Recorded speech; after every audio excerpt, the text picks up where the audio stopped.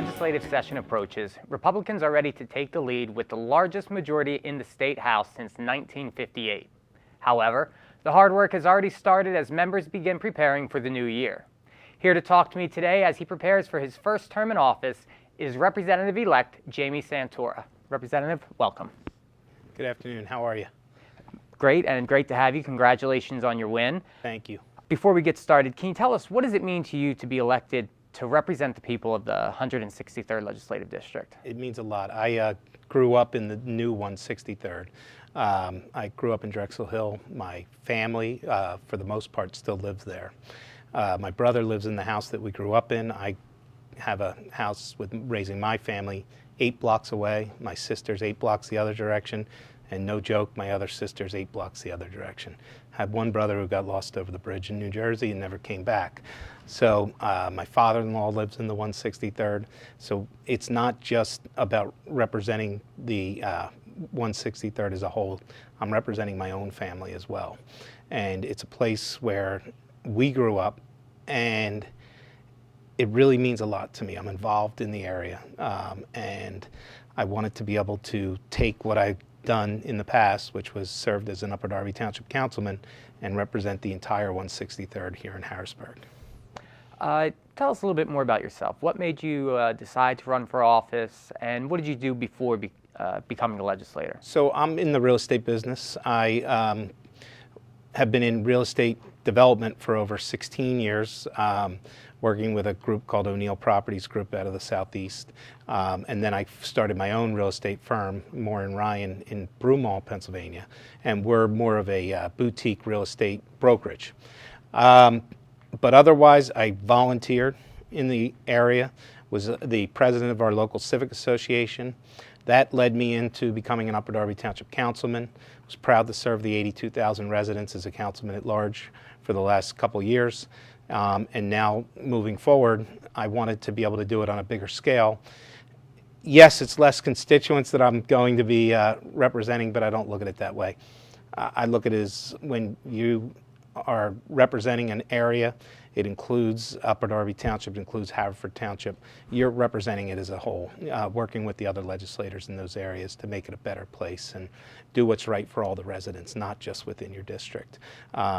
That being said, the constituents within our district are number one. We've got to make sure they have all the services they want. However,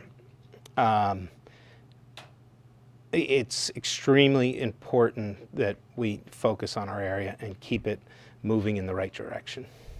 So you have a little bit of a unique experience. You're in the private sector, but you also have some public sector experience with being a councilman. Correct. How do you think those life experiences are going to help you here in the state legislature? Well, it's going to be very beneficial because having the private sector side, we really need a focus like that in Harrisburg because when I look at a budget, I'm truly looking at the bottom line and making sure that things are moving in the right direction at all times. Yet we're not in this for profit here. However, we want to break even, and that's the idea, is that we are and try to reduce cost. And that's something that I've always had to focus on in my private sector life. Same type of thing in my public sector life as a council person. The same way the state government is set up, we are in Upper Darby Township where I was a councilman. We have a mayor, an administration that runs the day-to-day operations, and the council's the legislative side. So I've had practice in that. We have always had a good relationship with the administration, looked at cutting costs where we could, and bringing in revenue on the other side so that we could benefit. I think we've done a pretty good job of it, bringing new businesses in the town, and I think a lot of it has to do with my private sector side, that I was able to relate with those people and try to convince them that it was the right move to come into our township, and I think overall we've been very successful there. Now I'd like to look at it from a statewide perspective of how we can drive new businesses, generate new revenue, and cut costs. Now, you mentioned the budget already, so why don't we go back to your campaign for a little bit. What were some of the biggest issues that you ran your campaign on? Top 3: education funding, taxes, property tax reform, and the third one, safety, and right along with it was job creation. So, and you have any any proposals going forward to help solve some of those issues? I do. I have some. I'm actually looking at some of the bills that are already coming out. As you know, December 1st, people start kicking, looking for co-sponsorships, and my team and I are reviewing all of the co-sponsorship memos, and we're coming up with some of our own ideas. Working with some of those folks because there's some really good ideas for tax reform, property tax reform. However, I think there's some other ideas that aren't being thought of that we can incorporate into that in discussion mode and see if maybe we can get a bill that will work for everybody. I believe compromise is important. I think if we can work with this group and that group, we can find something that's going to work and be intriguing for everyone. And the key is to then get it over to the Senate, get it to be able to work through there, and ultimately on the governor's desk. Now, as far as the 163rd goes, if you could get one piece of legislation passed, no questions asked, to the governor's desk with a guaranteed signature, what would it be? It's a good question.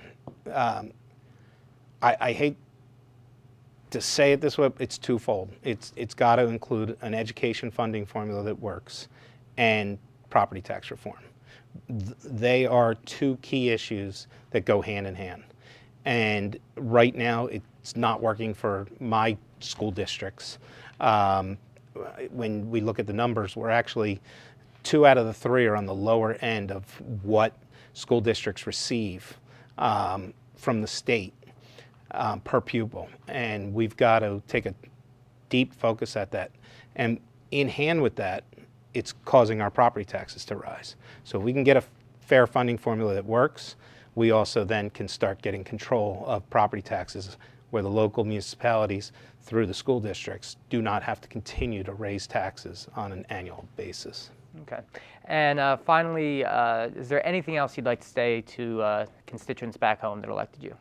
Absolutely. We're going to have 2 offices that will be open 5 days a week. 6 South Springfield Road in Clifton Heights, which was Nick McCosey's office. I took that over, and some of the staff that has been there for years is going to continue to work there. And then up on Township Line Road in Drexel Hill to help serve the newer part of the district of Drexel Hill and Havertown. 5248 Township Line Road will be a 2nd district office, and we're there to help. Our constituent services are phenomenal. Our team is great, and anybody needs anything, we're there for you. Please do not hesitate to call, do not hesitate to come in, and I look forward to meeting more people. I've met so many over the past 9 months. I want to continue to meet our constituents and make sure that their needs are addressed. All right, Representative-Elect, again, congratulations. Big shoes to fill. Absolutely. But you seem up to the challenge, and 119 members, promising start. Great. Thank you so much. That's all the time we have for today's programs. If you have comments or questions about this or any other legislative topic, Representative-Elect Santora's contact information will be on the screen in just a moment. I'm Anthony Tezak, and thanks for spending 5 minutes with State Representative-Elect Jamie Santora.